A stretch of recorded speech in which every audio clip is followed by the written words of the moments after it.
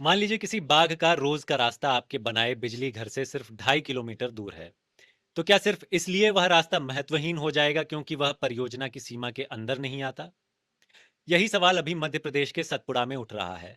वहां सतपुड़ा ताप विद्युत केंद्र यानी सतपुड़ा थर्मल पावर स्टेशन में 660 मेगावाट की एक नई इकाई लगाने की योजना है।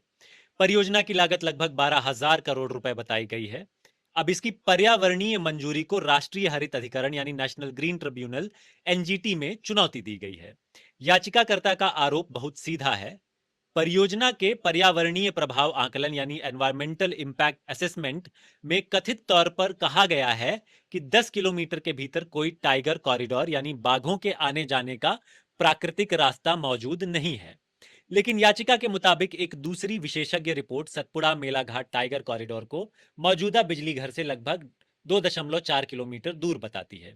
अभी ध्यान रखिए, ये आरोप है, एनजीटी ने इसमें अंतिम फैसला नहीं दिया है। लेकिन इससे एक बहुत दिलचस्प बात सामने आती है। बाघ को तो नहीं पता कि किसी ईआईए रिपोर्ट में 10 किलोमीटर की सीमा कहां खत्म होती है। और यहीं मुझे काजीरंगा की मौजूदा बहस याद आती है। असम सरकार काजीरंगा के आसपास नया पर्यावरण संवेदनशील क्षेत्र यानी इको सेंसिटिव जोन ईएसजी तैयार करने का प्रस्ताव लेकर आई है। अलग अलग हिस्सों में इसकी सीमा लगभग 1 से 3 किलोमीटर तक रखने की बात सामने आई है।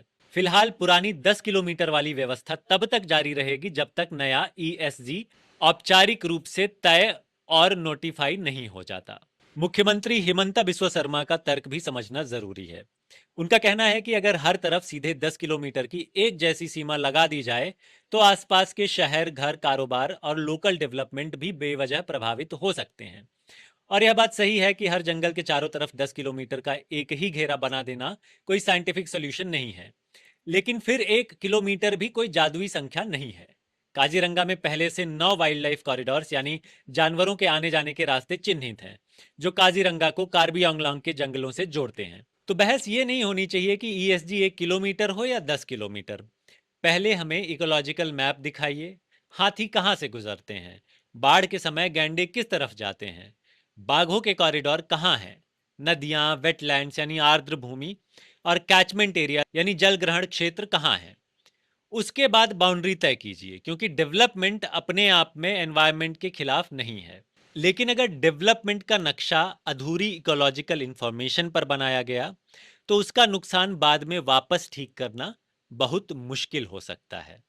सतपुड़ा हो या काजीरंगा, जानवर हमारी एडमिनिस्ट्रेटिव बाउंड्रीज नहीं समझते। हमारी एनवायरमेंटल पॉलिसीज को उनके रास्ते समझने की जरूरत होती है।